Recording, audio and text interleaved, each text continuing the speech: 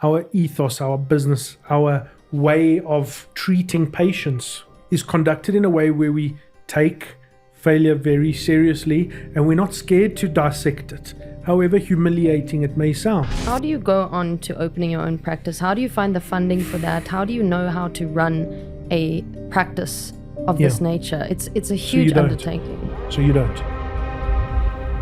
This is our so-called reality. Welcome everybody to Real Talk with Dan Shaw. Today I have a very exciting guest. This has been long awaited and I'm so glad that he was able to join me today because he's a very, very busy body.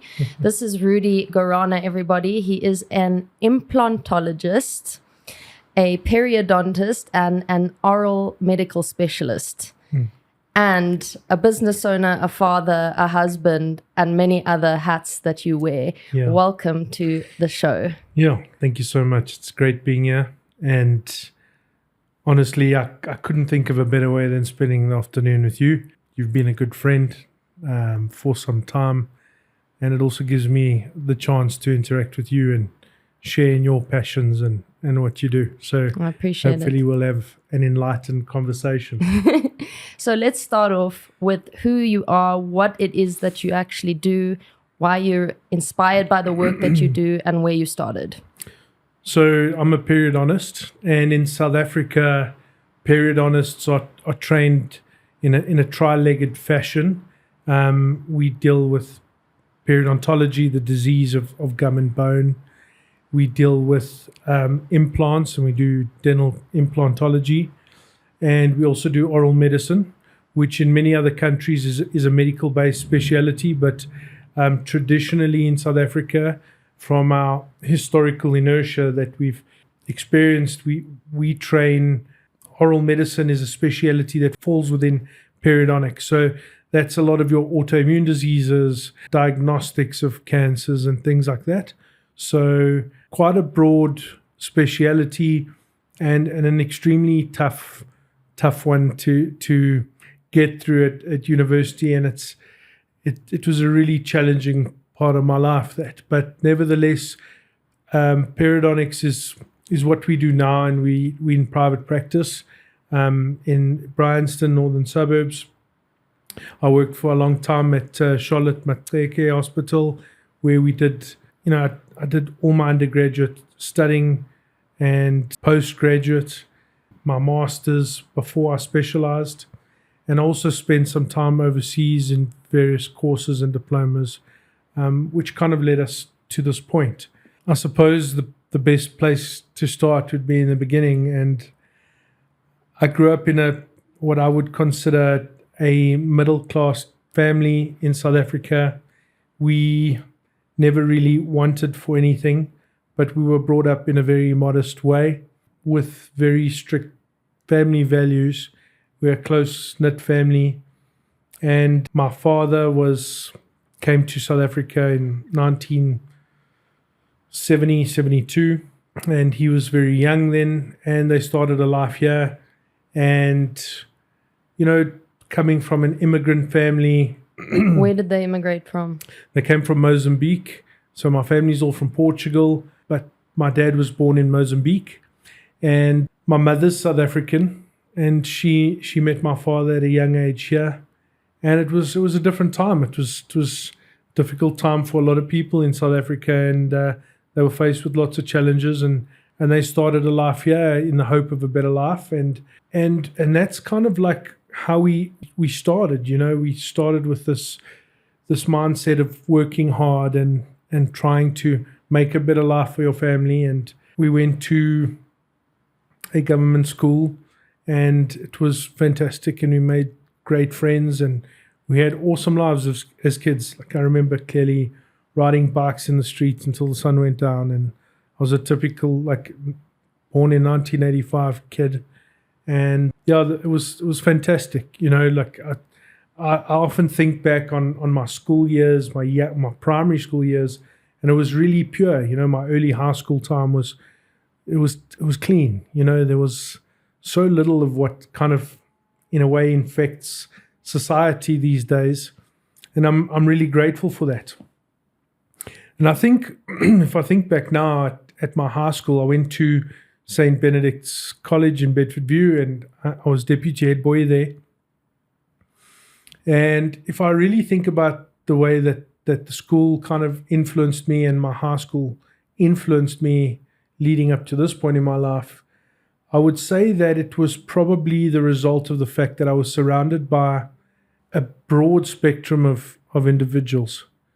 There were, from an academic point of view, there was guys that didn't score as well as me, but there were also guys that did score a lot better than me, and I always had this feeling that I was competent enough, but it never let you get cocky because there were always guys better than you. And I learned that from a young age.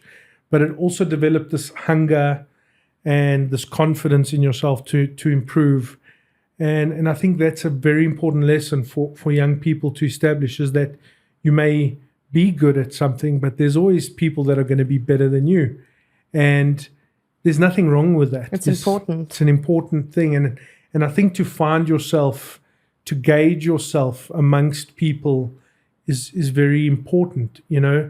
Michael Gerber, the author, actually writes in one of his books about the importance of a selection of college and the outcome of the specific college you go to on your career. And, there's a lot of examples of people that were very capable, that surrounded themselves at Ivy League universities with people that were absolutely brilliant, and they just felt incompetent and never really fulfilled their full potential.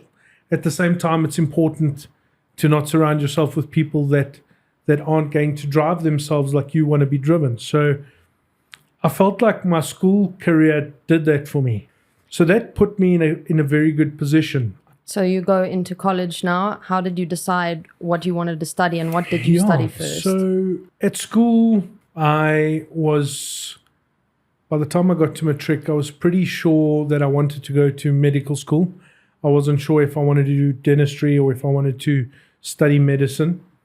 And my father actually said to me, well, why don't you go and do a session at Casualties on a Friday night at a hospital and just assist and be an extra hand and see if that's something you could stomach.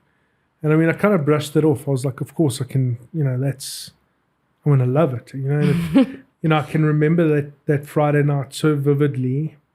I'd signed up for 2 weeks of shifts, and I barely survived one night. It was horrific. It was terrible. I saw things there that I'll never forget, and it was a good and a bad thing. It showed you. Yeah, it really kind of opened my eyes to real life, real trauma, and it forced me to think. And I decided then that I actually didn't want to do medicine. I didn't want to become a GP, and I focused my sights on dentistry. I applied to do dentistry straight out of school. And I didn't get into dental school first year because in matric I didn't get one distinction. I didn't work extremely hard. I never really had to work very hard to achieve most things in school, but I didn't achieve the grades I needed to get into dental school. And so I did a BSc. I did physics and chemistry and maths, and I kind of threw myself into this degree that would hopefully be a stepping stone to get into dental school. And I was at an all-boys school, and I think going to varsity and just being in a different world was a difficult transition, because not from a social point of view, but because I only realized in varsity that I actually had to sit down and study. I actually had to learn to get through. And one of my first physics exam I ever wrote, I think I got 14% or something crazy. Like, this was just, I didn't know if I should just stay at varsity out of fear of going home and telling my parents and my brothers that I got 14% for an exam. But it was this reality that, what had got me through before comfortably was not even nearly enough for this journey I was going on. So I taught myself how to study really for the first time at university, my first year. And I remember the conversation I had with my physics lecturer. He was really influential on me, and he called me in and he said, listen, like, maybe this isn't for you. Like, maybe academia is not for you. Maybe you're just not that way inclined. And I thought, like, this was like a massive thing for me, that someone was telling me that I might just not be good enough. And then I really started applying myself, and I started studying, and I finished well. And I managed to get into dental school. The following year, I did really well, and got into dental school and started the journey of dentistry to become a dentist. And I found myself in an environment where I learned a lot. I made good friends early on, and I really enjoyed what we did. I enjoyed that we could help people. I enjoyed the fact that it was so specialized, that what you do for people, not anyone else can do. And that was great. And obviously through the years, I had those avenues, those kind of subjects that I really enjoyed more than others. And I focused a lot on that. And I took periodontology as an extra subject. And in my final year, you can actually select one of your disciplines as an extra sort of module. And I did well. And I was one of the top achievers in periodontics in my class, my final year. I left varsity. I qualified in 2009. How old were you then? I was 24 years old. Where did the oncology part come into it? So oncology is really a discipline that is a specialty in treating cancer patients. So that came afterwards. After I became a dentist, I started working as a dentist for a year, and I realized that dentistry wasn't really for me.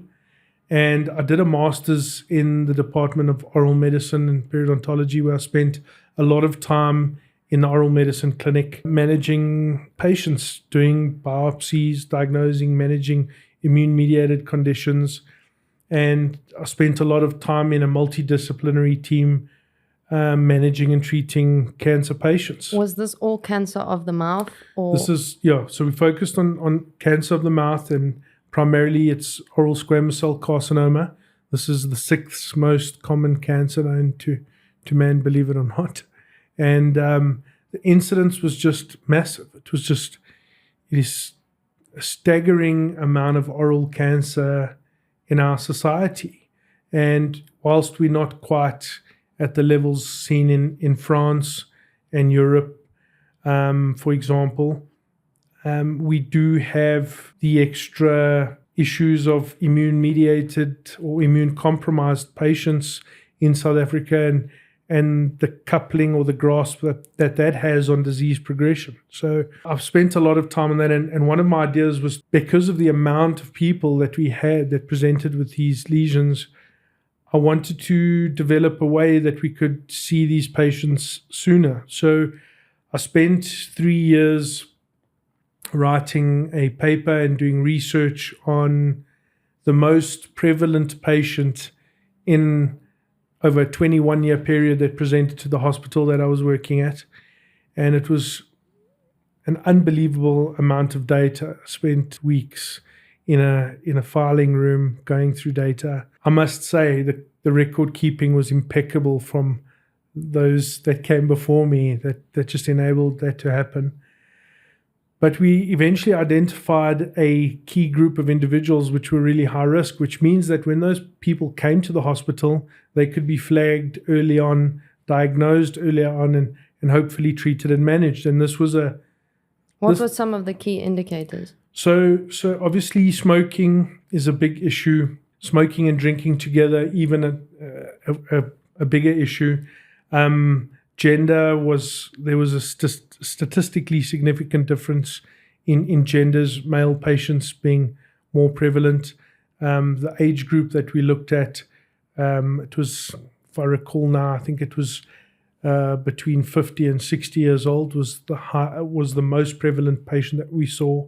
And so all these things together started creating flags for us. And then, interestingly, the kind of research that could follow on from that, is also significant. Like, do these patients suffer from any viral infections? Are there any common genetic traits in these patients that could predispose them to these things? How old were they when they started their habits? These 100%. So There's many there was a factors. lot of, and I think this for me was I could actually change people's lives. Like, I could make a difference. I'd diagnosed.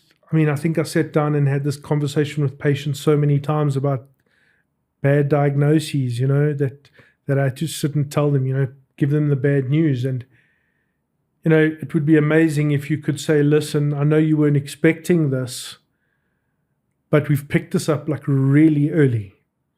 Like, we could really help you. Is it generally fatal if you've So caught it too late? it's got a 90% 5-year survival rate. Okay. Okay, so 90% of the patients don't survive 5 years after we diagnose them. And sure, there's socioeconomic things, ability to reach clinics and things like that. And it is really a multifactorial issue. But my whole idea was the best defense we have against it is early detection. And if we could just flag you as a high-risk individual, pick it up, and really the idea to write this paper came from a single biopsy I did on a lady who didn't smoke, didn't drink, and it was a positive result for squamous cell carcinoma. She had a lesion on her tongue that bugged her, and it was positive for that. And she kind of fell outside of everything that we would consider high risk.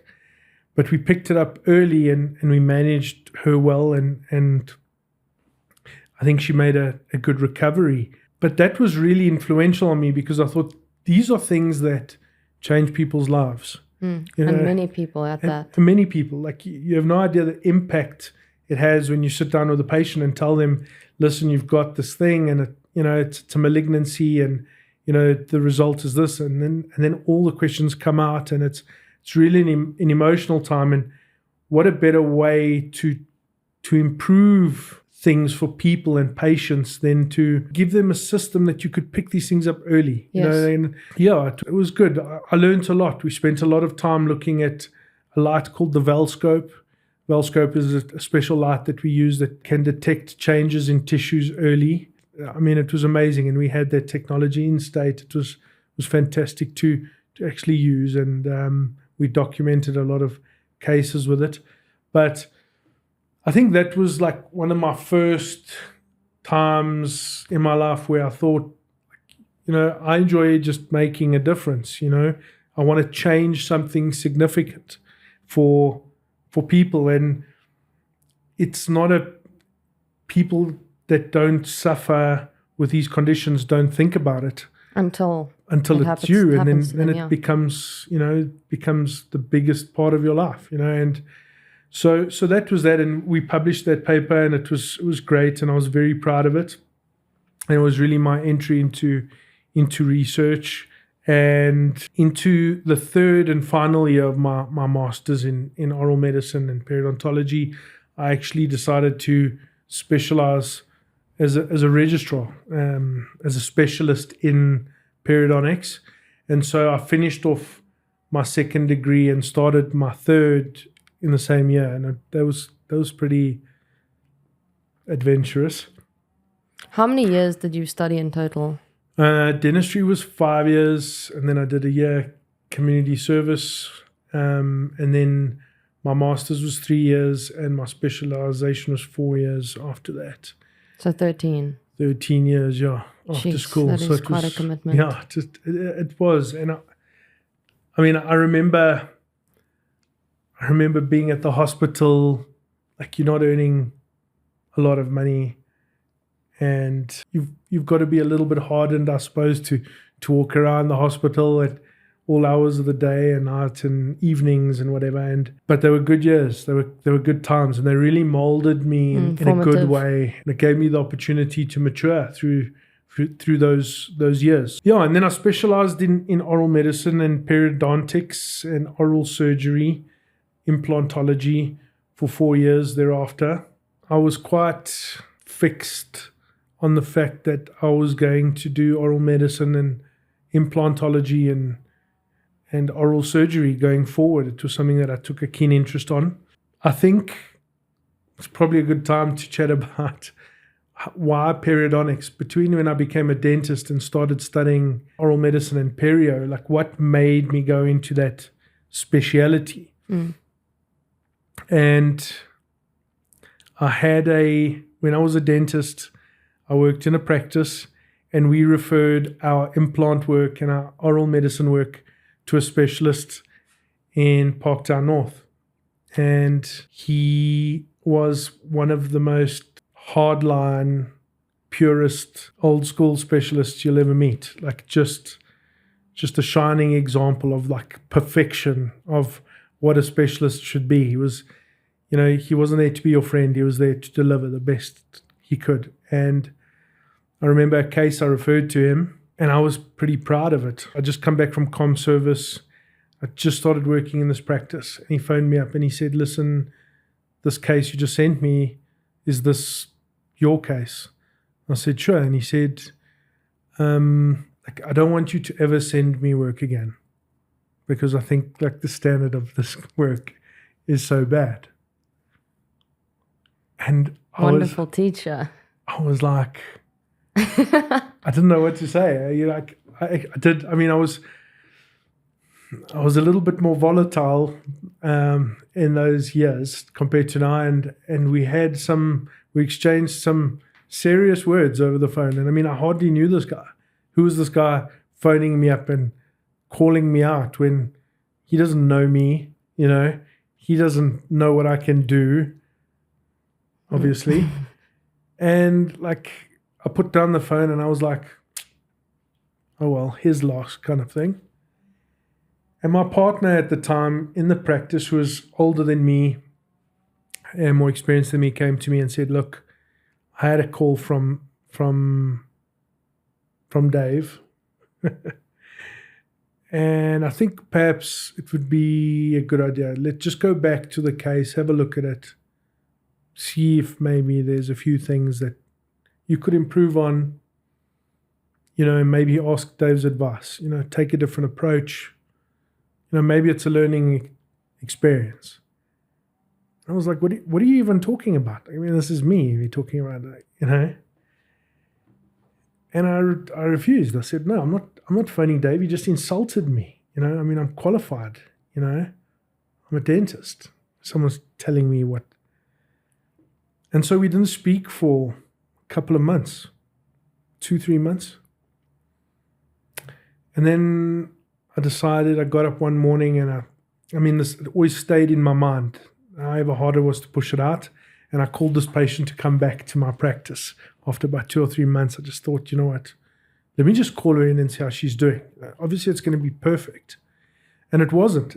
There were things there that were a problem. And I decided at that moment that patient was not going to leave my rooms again. And a patient wasn't going to leave my rooms again until I was completely happy with what I'd done. And so I said to her, listen, I'm going to redo the work I've done in your mouth for free. And I phoned the lab and I said, I need you to redo all the lab work, and I need this done and I need that done. And it was a mission and a nightmare and difficult and time consuming and expensive and humiliating. But it was really a turning point in how I decided to approach failure and how I should approach failure. And the patient loved me more for it. It was the most amazing thing. I thought this patient was going to be upset. The patient was amazed. I went up 10 levels in that patient's book. So that was cool. And I said, do me a favor, won't you please go back to Dave and go and see Dave? And she said, sure, she'll do that. And she went back to Dave. And then I knew exactly what day, what time she was going to go see Dave. And I gave it like an hour or two and I waited. And then I waited literally at my desk waiting for the call to come in. And no call came through. I was like, he's going to definitely call tomorrow. And tomorrow, the next day, he never called. And a week later, he never called. And eventually, I was so peed off that I thought, you know what, let me phone this guy. So he answers the phone and I'm like, Dave, like, didn't you see my patient so-and-so? And he said, yeah, I did. And I said, so, like, what about picking up a phone and telling me, like, you know, it was done well? He's like, sorry, I didn't know that I was supposed to congratulate you on doing a job that you should have done right in the first place. And I was like, how's this guy? You know? So I ended up putting down the phone again, not like speaking to him. And I was like, you know what, I'm done with this guy. This guy's just got an attitude problem. You know, here I am, like, trying to be better, and he's just not giving me the recognition I want. You know? At least looking back on it, that's what it was. So I didn't speak to Dave for some weeks again after that. And then one day his wife, who also worked in his practice, phoned me and said, listen, Dave really wants you to come and assist him. And Dave was a periodontist, as you know, as I've said. And I said, listen, like, I just got married, you know, I've got a practice now. I'm really not interested in assisting David in periodontics. She said, no, David really thinks that you might have an aptitude for learning and getting better, and he wants you to come over. And I said, sure. How much is he going to pay me? And she said, I don't know. I'm going to have to ask Dave about that. And Dave phoned me in like 2 minutes and said, the amount I'm going to pay you is 0. And I said, listen, I'm qualified. I'm qualified. How can you not pay me? He said, no, you're coming to learn. Like, I'm not paying you to learn. So I said, no. I don't like your attitude. I didn't like it from the first day. And I kept falling back into this like. Dave is a prominent teacher in your life. Yeah, and Dave, just to give you a bit of background, Dave was like one of the originals that was one of the founding members of our specialty in South Africa. He had founded PPS Insurance. He was one of the founding members of PPS Insurance in South Africa. He was like this, like, everybody knew Dave. And anyway, after a couple of weeks, I decided I was going to go and assist him. And I arrived there on the morning. I'd cancelled patients to be there. I arrived there and Dave wasn't there. His wife was there. So I said, cool, you know, where's Dave? Where's the patient? Can we get going? She said, no, David's going to be in an hour, but he left instructions for you. And I got to his room and there was a drawing of instruments and how they should be laid out in his surgery. And he asked me to lay out the instruments. And so I spent like an hour laying out instruments and making sure things were right. And he walked in, like, in front of the patient and said to me, you obviously have an issue following instructions because my drawing is not what I see in front of me. Like, he was just, there was no, there was not a compliment that came out of Dave's mouth. Like, it was just, he just tried, I felt at the time like he just tried to push me away time and time again. And I applied to get into my specialty 3 times. To get into a dental specialty in South Africa is extremely difficult. They've probably got 1 or 2 spots open a year over the 4 universities. And so the competition to get in is tough. David came to me and he said to me one day, I mean, we started getting closer and I started assisting him more. And it wasn't about anything except I just wanted to hear Dave say, you wanted his approval. Yeah, that's it. Well done. But like, it wasn't Dave's way. And I just could not understand how he couldn't just give it up, you know? And then I said to him, you know what, Dave, like, after a few months along, I said, Dave, look, I think I'm done with this assisting and this like student-teacher relationship and this like condescending way and this judgment. I think I'm done with this, you know? Like, I'm a dentist, I got my practice, I'm going to be fine, you know? And he said to me, that's cool. That's what you decide. That's what you want, and that's what you must do.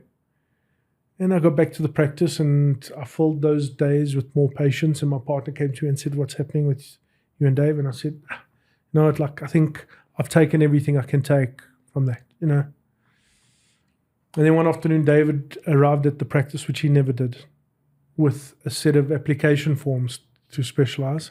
And he said, "Listen, there's a post available. Why don't you apply?" I said, "No, I'm not interested." We had an argument. He left. He came back, kept on pestering me to apply. I was like, "You know what? I tell you what, I'll apply, and then you're off my case." Yeah, this man's an angel. So I applied. Went for the interviews, didn't get in.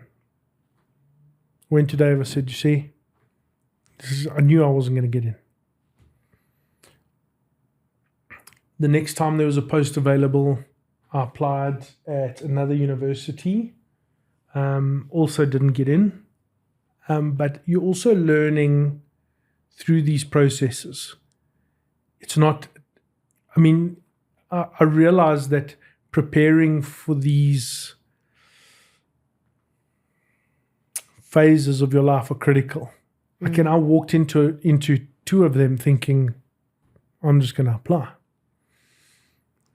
By the 3rd time, David came to me and he said, "Look, there's another post available at Fitz. It's my home turf. Why don't I apply there? I know the place. It's close to home." I went and applied, didn't get it the 3rd time.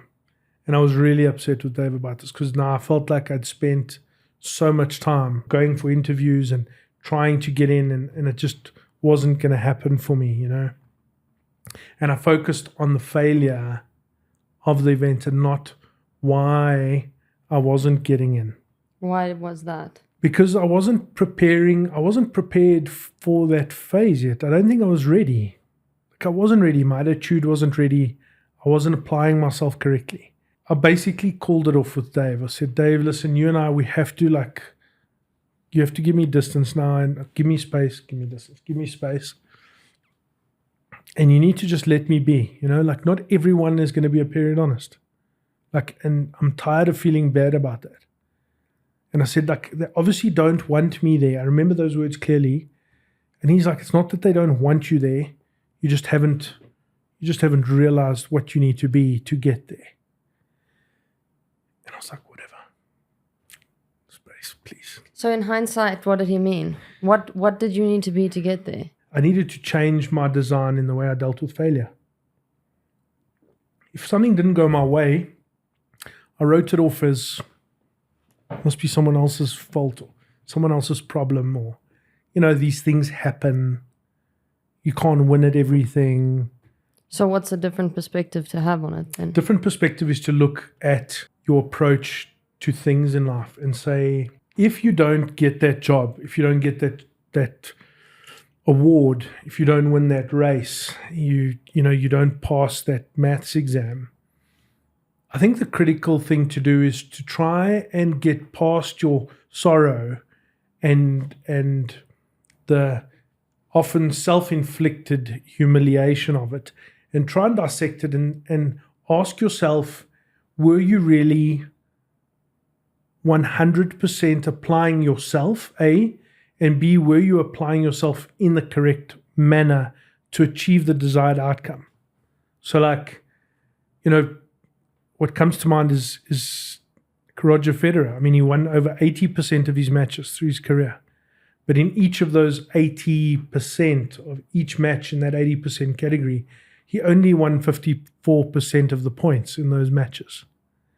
And so he nearly lost as many points as he won in winning. And he speaks about when you lose, how he thought about it. And he's like, it's just a point. And I'm losing that point because of this, this, and this. And vocalize it and speak to someone about it and say it. I didn't get in that first interview to specialize because I wasn't involved in the department. No one knew me. I was like some guy that was in private practice coming there and demanding a position. And I had no knowings of the workings of a department, of public healthcare in a specialist department, and I was just expecting this to happen. And that was one of the reasons why I started doing my second degree in oral medicine, because it meant that one day a week I was at the department learning about the department. And so by the third interview, I was known. I still didn't get the post.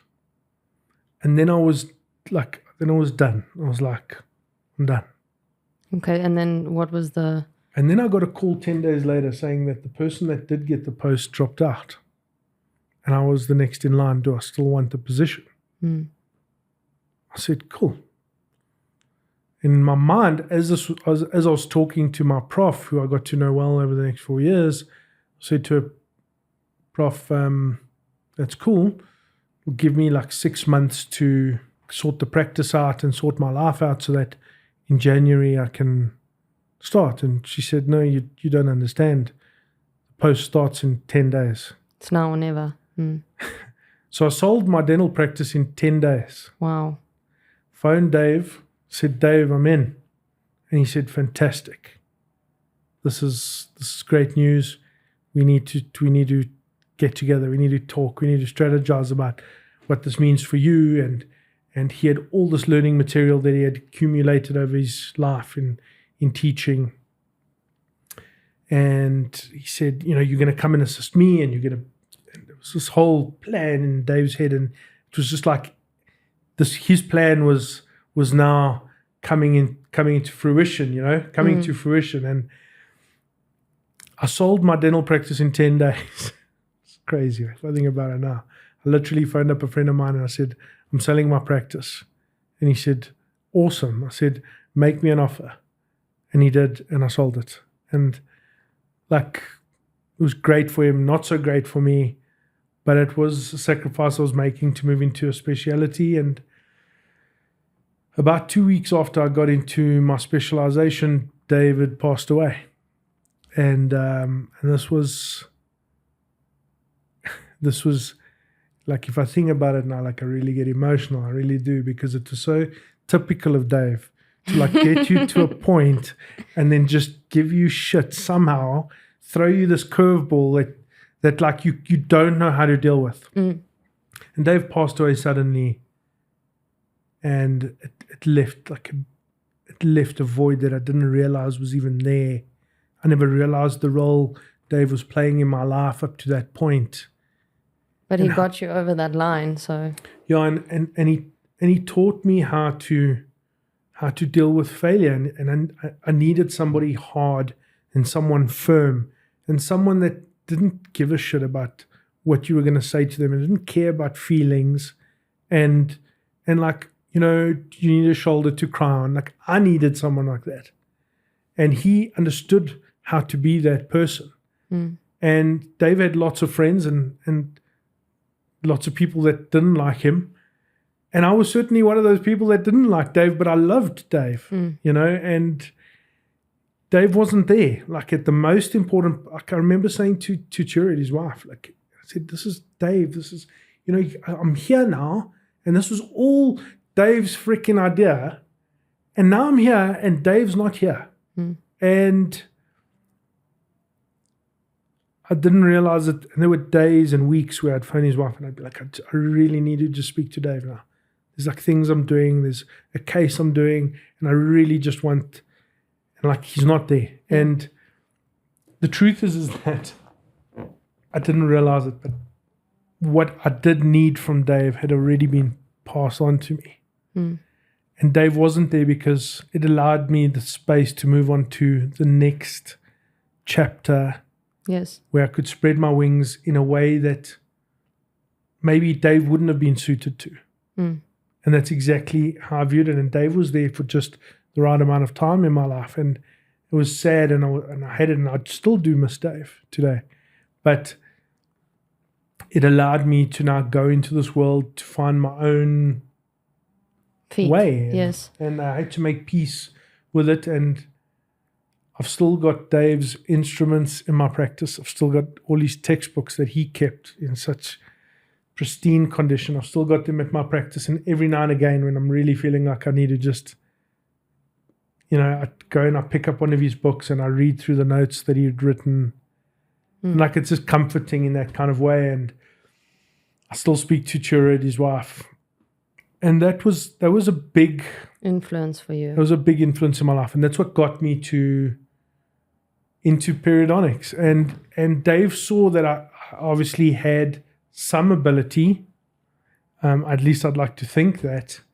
And he was willing to try and nurture that at all costs, Sometimes that's all it takes is someone believing in you. Yeah, it was a bit of a baptism of fire, but it was. I think Dave saw this fight in me to keep moving forward. He just had to get me to see it. So I have a question now. You finish studying 4 years of implantation and oral surgery or oral medicine. Periodontics, yeah. And periodontics. Okay, so it's all the same thing. Yeah, so it all falls under the umbrella of periodontics in South Africa, yeah. I didn't know that.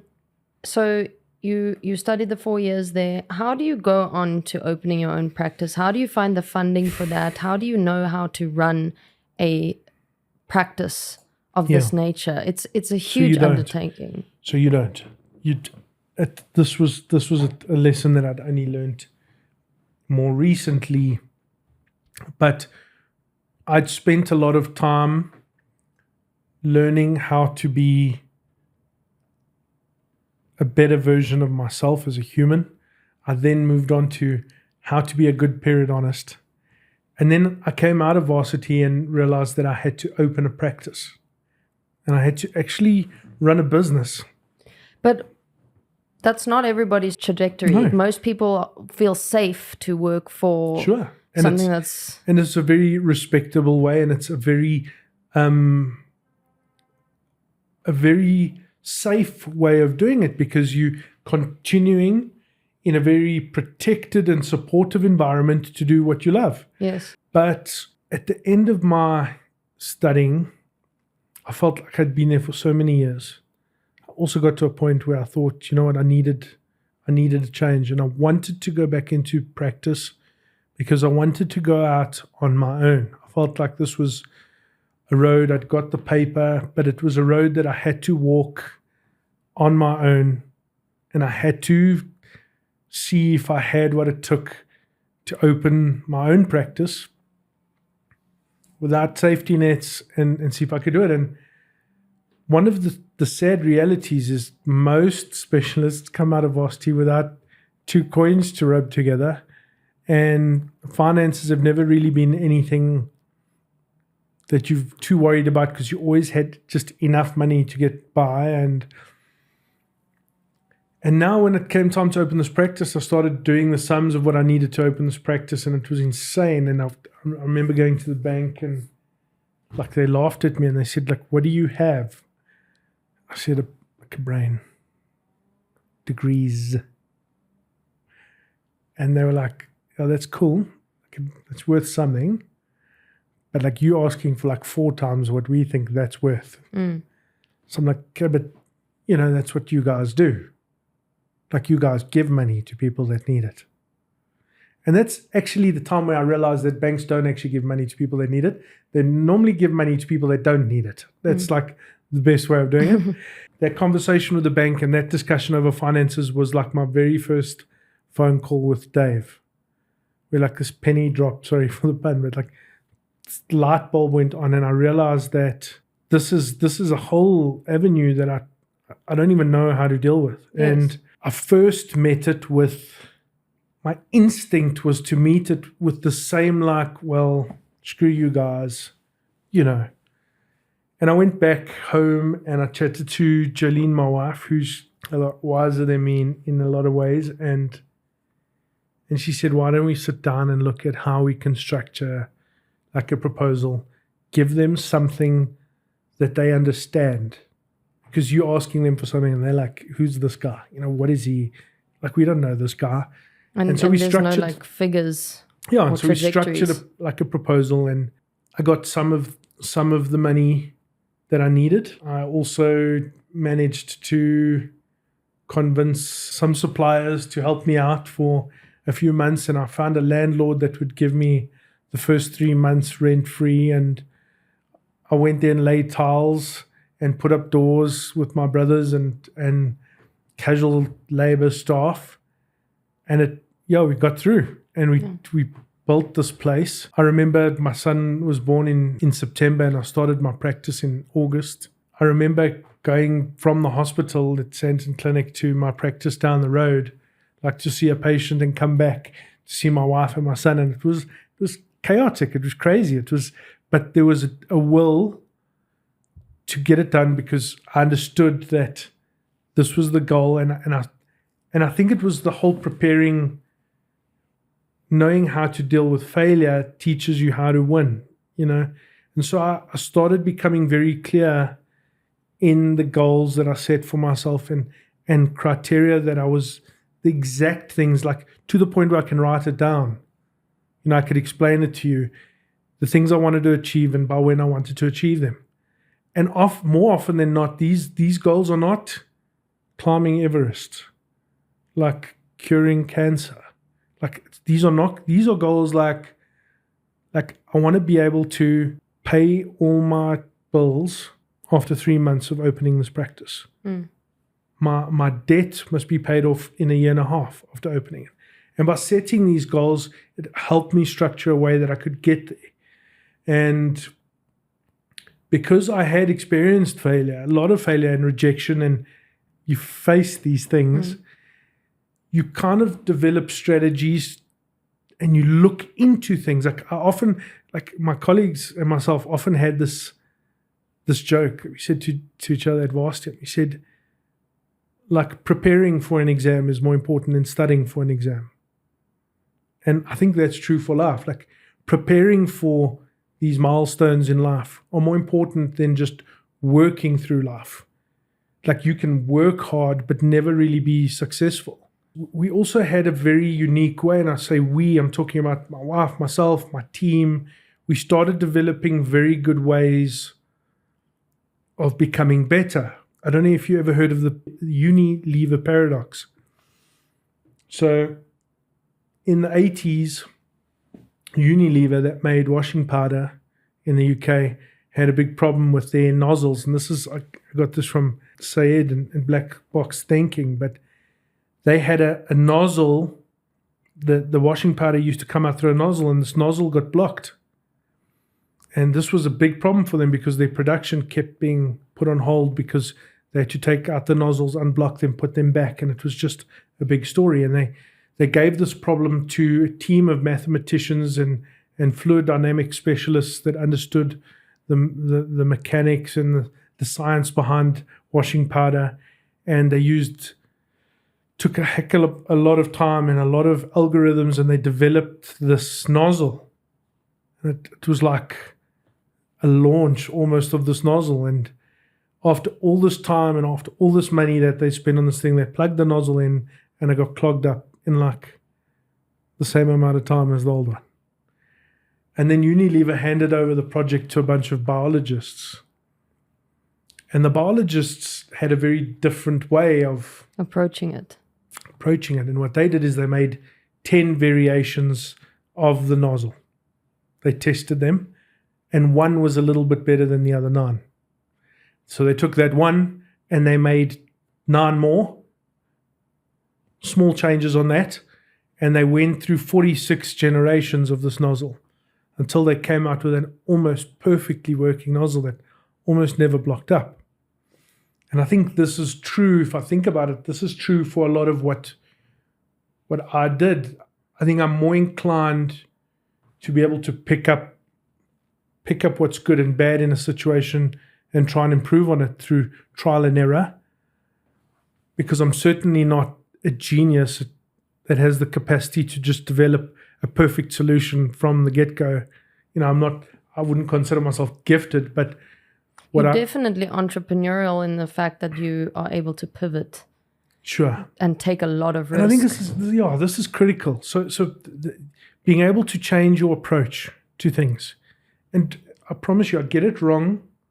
I get things wrong more often than you think. But I you get things learn wrong. really quickly. I a try and fast learn rate. quickly. I try and learn quickly because I understand what it means for me if I don't adapt my strategy and I don't change my design and my approach. So I try and learn quickly. And just another example is like staff. You know, when I started my practice, I hired a person who was cheap. Like it was like someone that was going to cost me almost nothing to have there. And I thought, this is a bonus. You know, I'm cutting expenses, bootstrapping from day one. Like this was a huge mistake. This was a huge mistake because this person was a reflection on me and my professionalism. And if you are deemed not to be professional from the second your receptionist answers a phone, then that patient thinks you're not professional, you know. And so that didn't last long. And I mean, if you ask my wife, she'll tell you, like, I went through like a ream of staff. Like, I think everyone struggles with staff. yeah, but I went through. So if I look at 80% of the staff I've ever employed, probably was in the first 2 years of me working. And then I shifted my strategy. I decided to. So I don't employ people based on qualification. Like, not really. Like, it's nice to know that they've got it and that experience, yes. Sure. But I employ people based on a type of person. I want to see that person is an independent thinker. Like they can think for themselves. They can look at a situation and make a decision, sometimes with not all the information, and they've got enough spine in them to stand up through good and bad on that.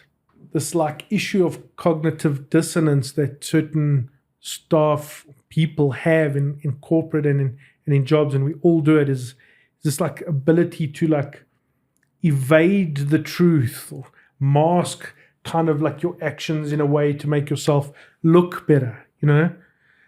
Like I don't want that. Like I want my staff to come and say to me, like, Doc, I did this. Yeah, be honest. Like, this is it. And, you know, and having that, because I've got more respect for that. I've got more respect for someone that says, you know, Doc, like I've seen this done a few times. Give me a shot at it. I think I can do this. But I don't have time for people that I've got to keep on going to and saying, like, face up. Yes. You know, do you not think it's time you challenge yourself a little bit? You know, like being content. And my staff will tell you that I've become comfortable being uncomfortable. Yes. Because we're in a constant state of flux at my practice. We now, the practice is 6 years old. August this year, my private practice is 6 years old. We decided in March this year, I met a colleague of mine in the United Kingdom, in Nottingham, who is a very successful practitioner, clinician, an entrepreneur. He's a great mind, reads, like if I could read half as much as what he reads, I would be ecstatic. But he's just so eloquent and so well-versed, and his mind is just perfect. And I met this guy. I went to see his clinic because I had this idea that I wanted to build a new clinic. I wanted to open a new clinic that was slightly different to the one we have now. And I tried to look for examples of that around the world, and he was one of them. And I spent a week there, and he absolutely changed my life in a more significant way than probably anyone has. And it was a week. Like you can just imagine. It was. And he's become a mentor of mine. He's become a teacher. We meet once a month.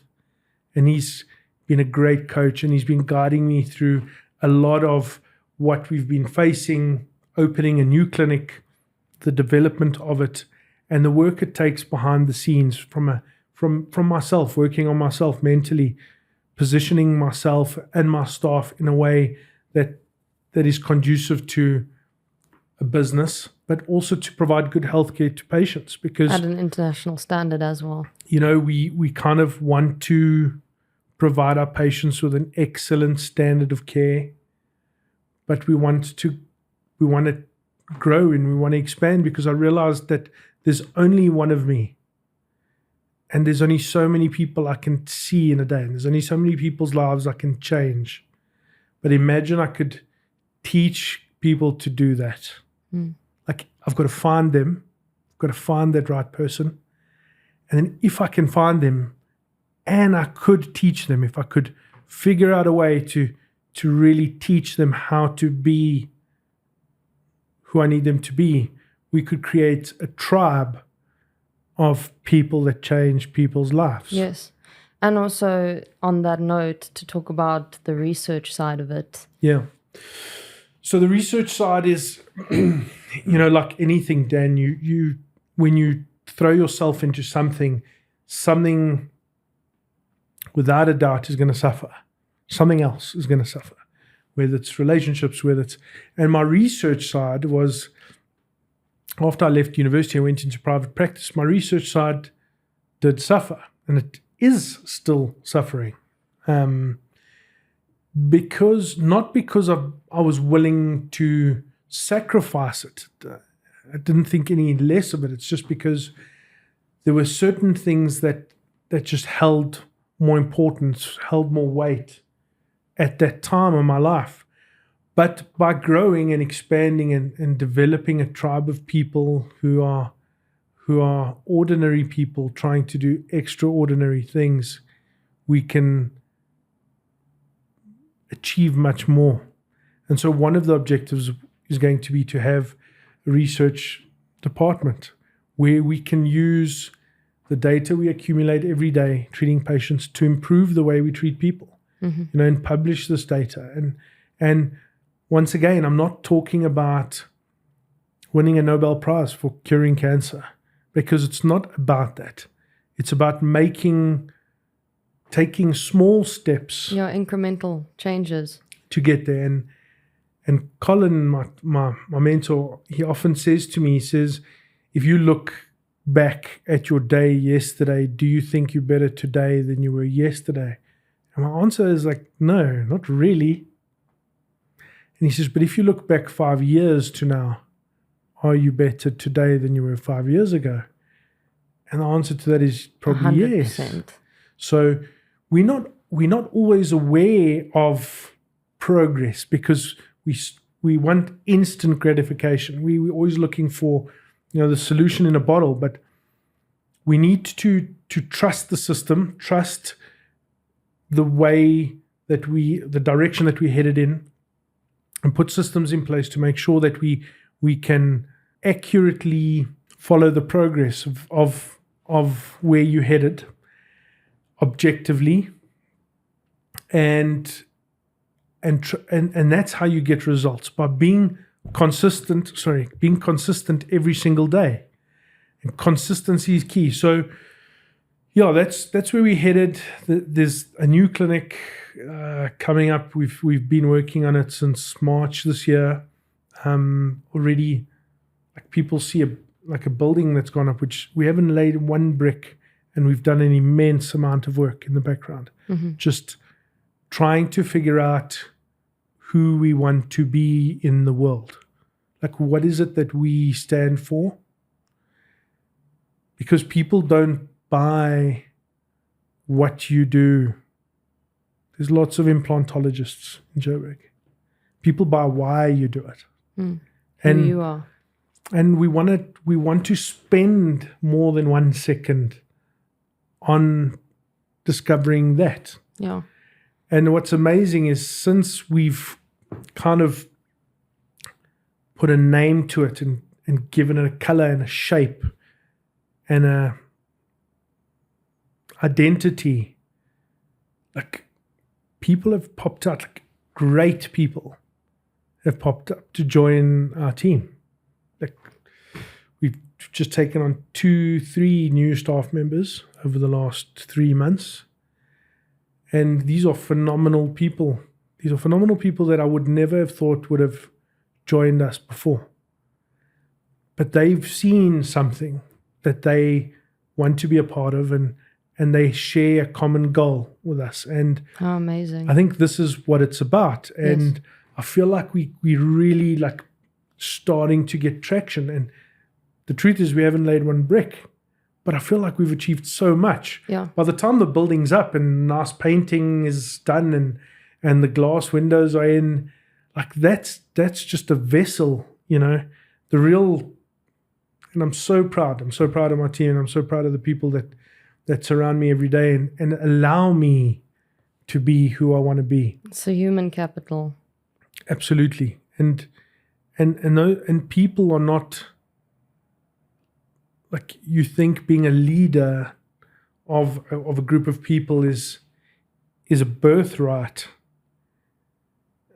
It's not. You think because you're a boss and you get the badge put on your shirt, you become endowed with knowledge and wisdom. You're not. You've got to learn how to change your stance and deal with failure so that you can more accurately and precisely and predictably achieve success.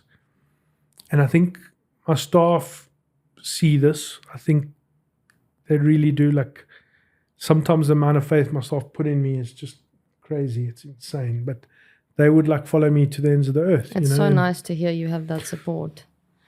One of the things that really like inspired me the last time that we spoke and made me excited for you is, again, this side of the research, because you are collecting more data from the work that you do than most people who are publishing. So the idea is that you've got to think about what is the value of publishing something. There are people that publish because they want to get their name out there. Their name on a paper is the most important thing. For example, saying I've published, I'm not talking about myself here, but I've published 250 papers. This is huge. Not a lot of people you'll ever meet in your lifetime could ever publish 250 papers. I've been lucky enough to know and be taught by people that have. And a lot of them have done it for science and for research. But my fear is that we want to publish for personal gain and not for the gain of humanity people walking through our door. And so if my realm of practice is within a suburb, within a demographic of people, I want to know that who I'm treating is backed by good data, and the data that we collect can help guide us moving forward. And I'm talking about all kinds of data. For example, like, I can tell you now that most people don't like the smell of a dental clinic.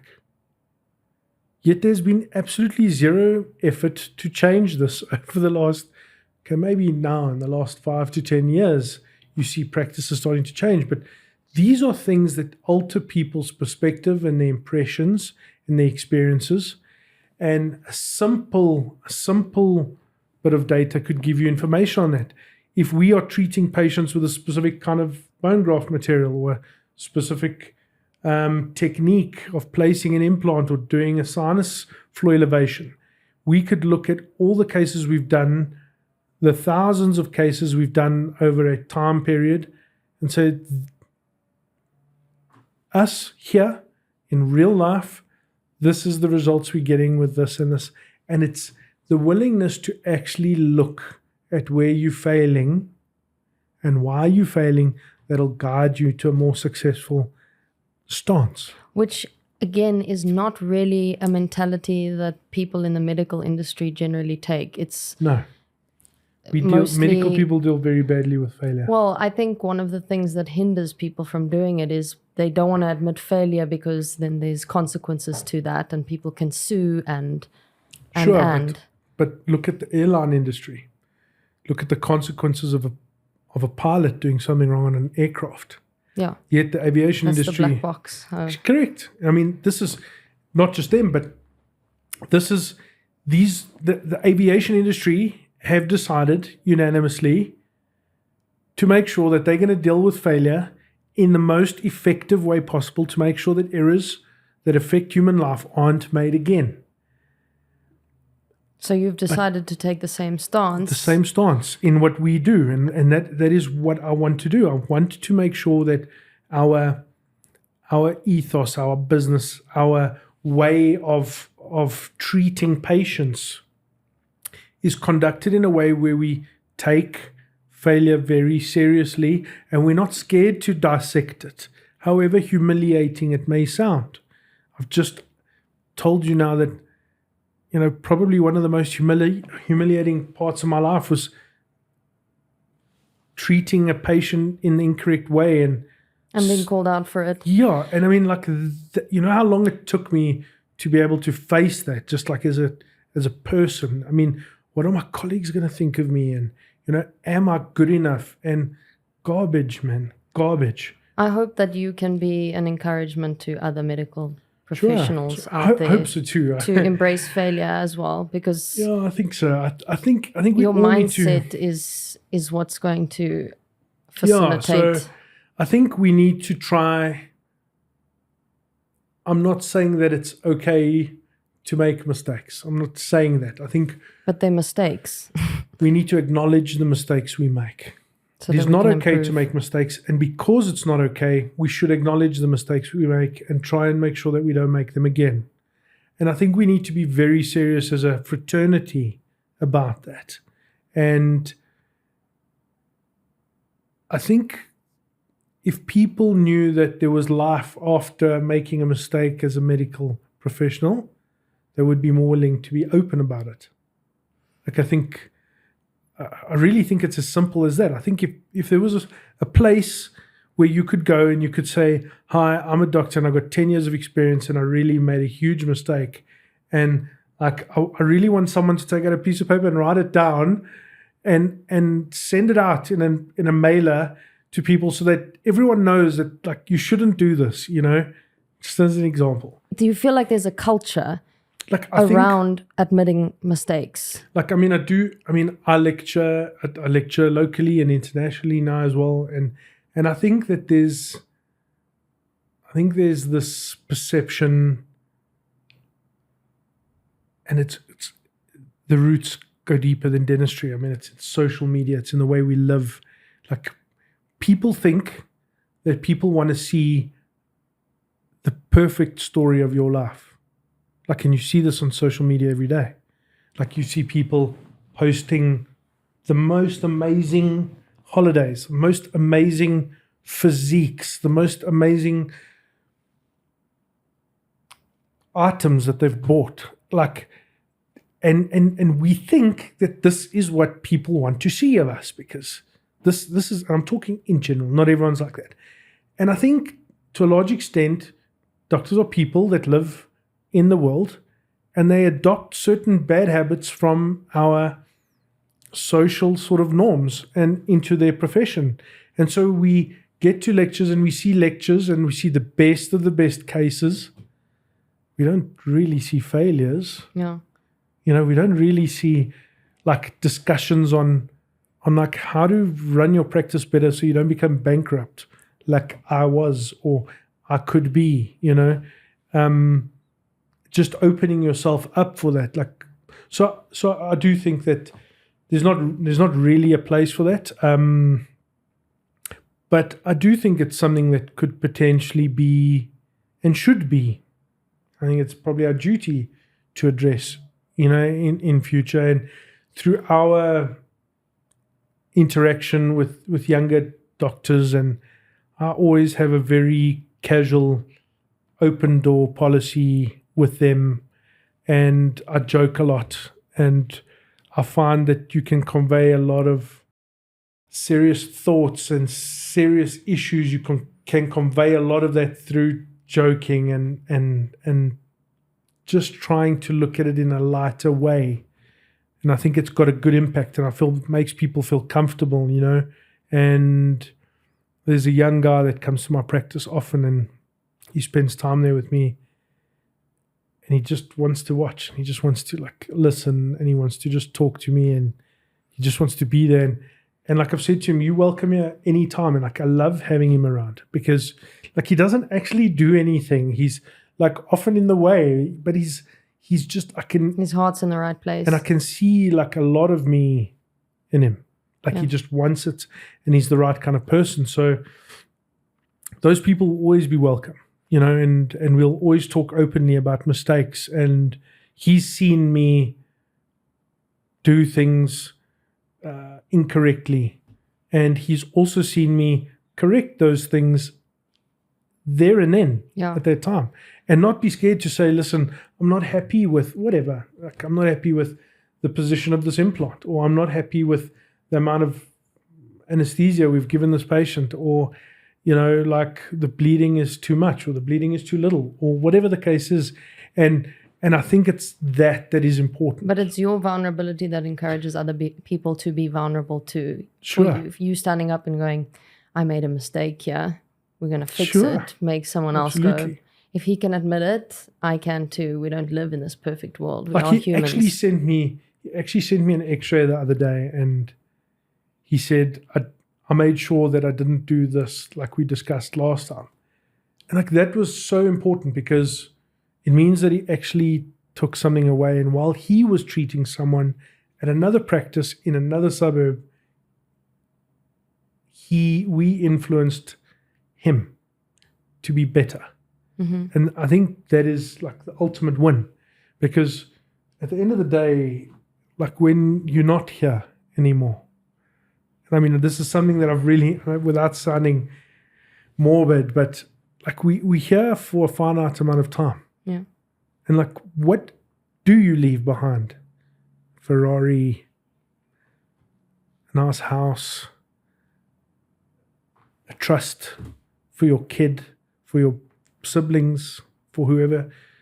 None of that actually matters, because what really matters is the amount of people whose lives you've touched and lives you've changed for the better, because those people will remember you. And I think that is critical. If you can leave a legacy behind and instill an ethos and a way of thinking for people to learn generations after you. You know, I always say, like, in 10 years from now, I want my clinic to run without me there. And people like get this idea of me sitting on Mauritius, like on the beach, like, you know, looking at my bank account. This is not what I'm talking about. I'm talking about, you are not the center of everything. Correct. Everybody has a part. Has now these tiers of clinicians, and there's people responsible for different things, and people are independent thinkers, and they are now teaching through what they've learned, and it creates a very robust system, and it's bigger than any single one person. But I think the whole question comes down, do you have the balls to start something that potentially won't need you?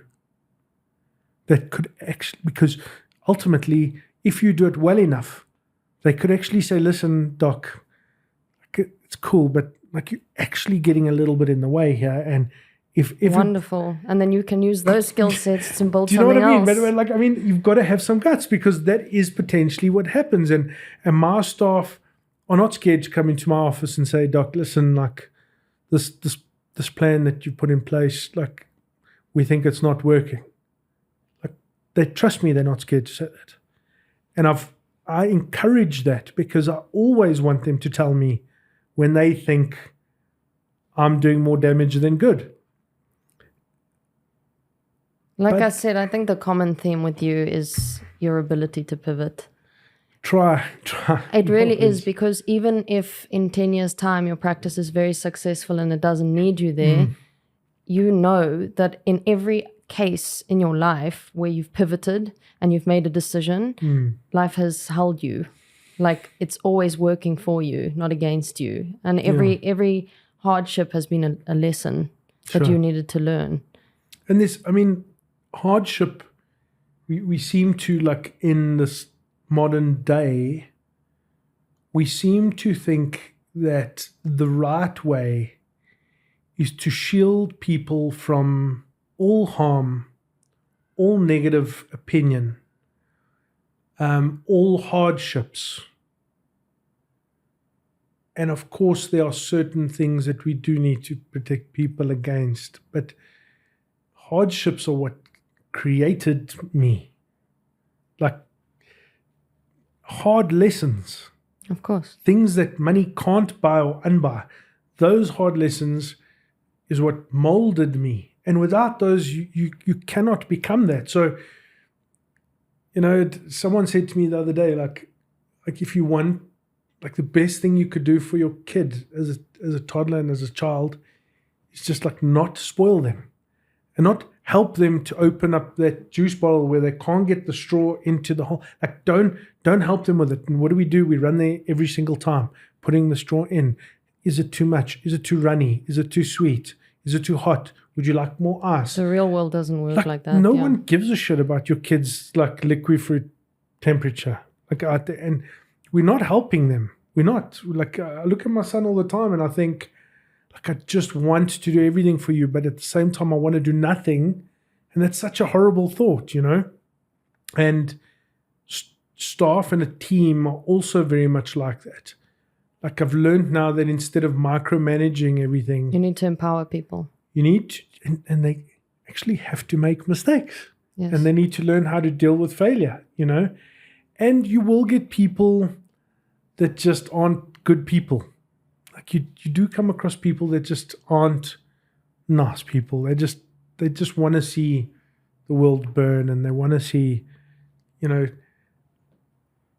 and you've got to learn how to deal with those people as well, and keep surrounding yourself with like-minded individuals. And I think you'll eventually reach that point. Like I was hoping you weren't going to ask me, like, what is that point which you feel like you've done it, and I probably feel further away from that than I ever have in my life. What a blessing. Because you have to have life force in you that allows you to be driven. I think so. 100%. Otherwise, what is the point of everything? Yeah, that's what we're here to do. Yeah, I think it's you never quite finish. You never quite finish your life's goals. No. You never get to that point. All you can do is put in a good innings while you can, and do what you can. Some of us are not meant to be here for a long time. Some of us are here for a much, much longer time, and who knows why?